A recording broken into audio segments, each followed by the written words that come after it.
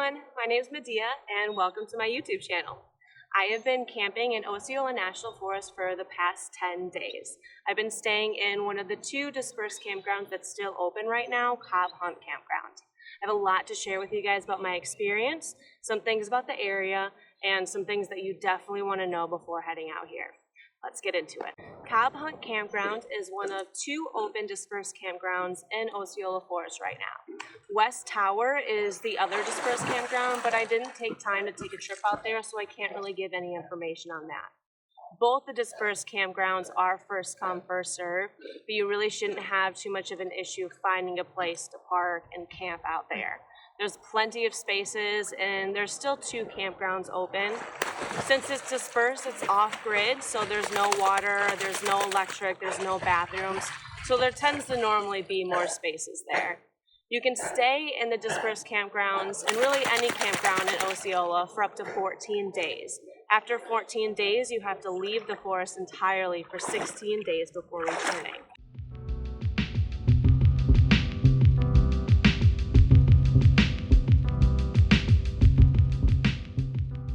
Something to be aware of is that this is technically bear country. So you do need to take those precautions of locking up all of your food, locking up all of your trash every night to make sure that you're not leaving stuff out to attract bears. It's also really important to make sure that when you're leaving, you take all your trash and all those food bits with you. Not only is it gross to leave it, it's also just unsafe for the wildlife around, and you don't want to attract black bears. The reality is that if a black bear starts wandering around campsites, that it will be killed. So something to keep in mind, keep your trash with you. Seems like a huge problem down here, so seems very obvious, but take what you brought with you out, all right?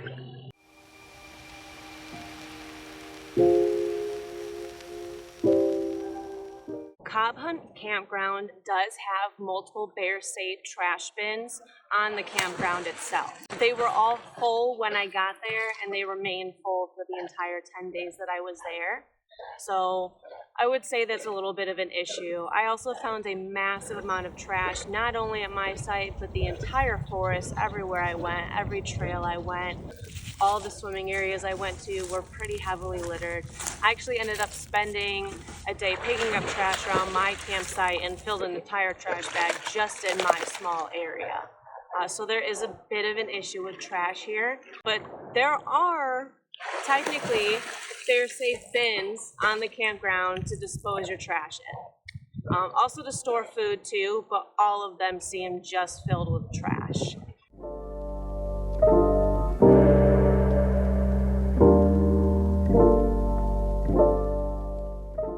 We did do a little bit of hiking out here, mostly on the Florida National Scenic Trail, or the Great Birding Trail that you'll see signs for.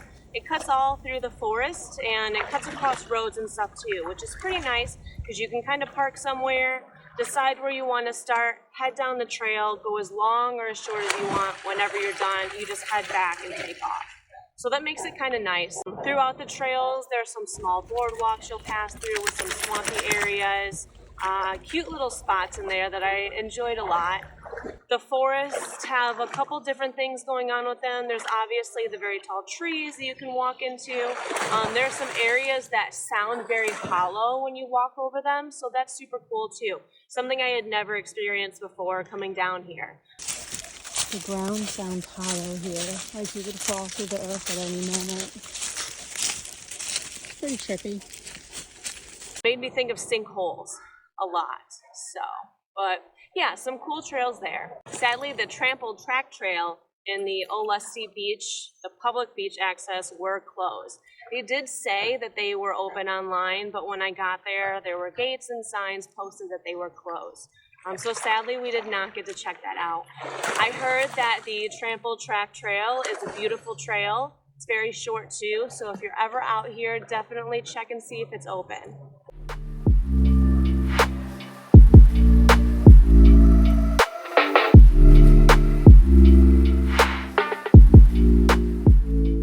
I found out after talking to a woman in the Ocean Pond Campground about a couple of these swimming holes down here across the highway, like this one here.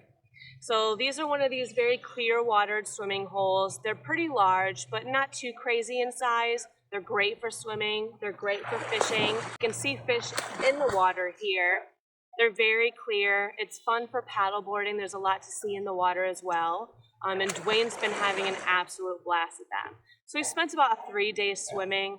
He's still kind of recovering from his TPLO surgery, and we just about hit the 7-week mark. So while we are pretty far into our recovery progress, where things are starting to get a little bit easier, things are starting to get better, I just didn't want him to overdo it. But as you can see, he's having a great time swimming. He loves this so much, and it's so nice seeing him get back out in the water again too.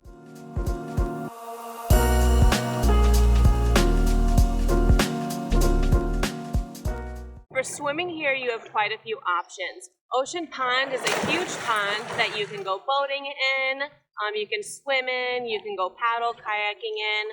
It's a great place to check out.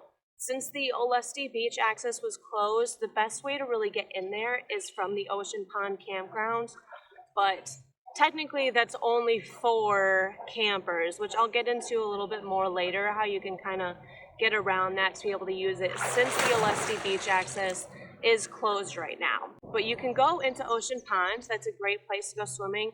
I didn't spend much time in there just because the water is very tea-ish. It's very dark colored from all of the pine needles that are constantly falling into it.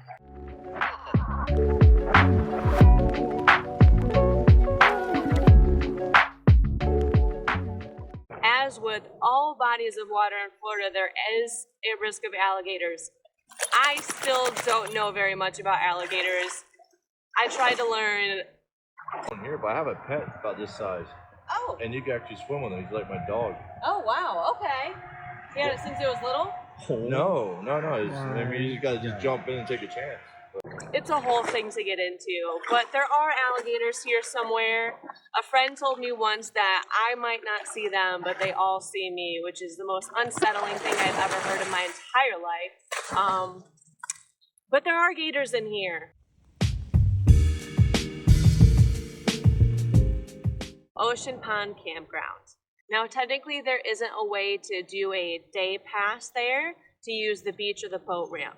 But there is a way around this. Now, realistically, Monday through Friday, I didn't see anyone there, but Saturdays and Sundays, there's a very cranky old woman patrolling around in a golf cart that will yell at you.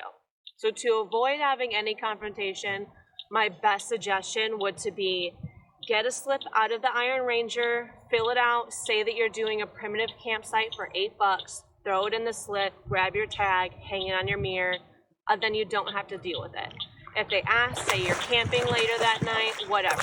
Then you can use the bathrooms, you can use the showers, you can get water if you need it, you can use the beach, and you don't really have to worry about dealing with that old lady. If you want to take a shower, it's $2. You can get a slip from the Iron Ranger, write shower, put $2 in there, put it in the slot. It's something that you're definitely going to want to have access to, especially if you're staying out here for a while.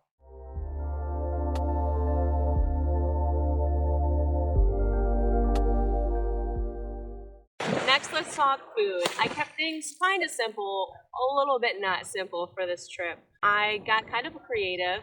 I did a Thanksgiving dinner out camping style. I did a lot of tuna sandwiches, avocado toast, lots of soups, the instant ramen cups. I made a chicken curry rice bowl, some fun things like that. And then I think my favorite was banana chocolate chip pancakes with syrup, honey, and peanut butter on top.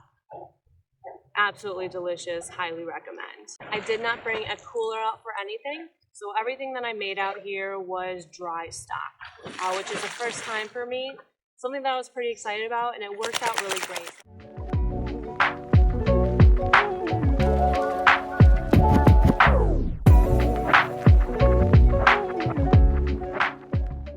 When we weren't hiking or fishing, we spent most of our time just reading, journaling. I made a lot of friendship bracelets for my friends and family back home, so some wholesome stuff.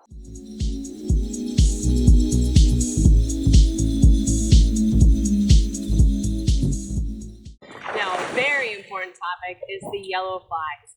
I'd never encountered them until I came into here. They are very vicious, very aggressive yellow flies. We tried everything, bug spray, citronella, smoke, nothing worked against them. They are vicious, they do not care. So if you're gonna be here in April, May-ish, I would highly recommend bringing a net or something with you that'll protect against them. When we first got here, there weren't that many. It was a few here and there. By our last few days of the trip, they were literally swarming the camper. We ended up spending like a day and a half inside just to hide out from them. They really like Dwayne.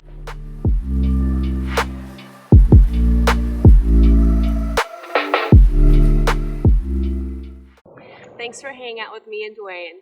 I hope you guys enjoyed, and if you did, go ahead and give us a thumbs up and subscribe to see more of our travel videos from the road. Bye!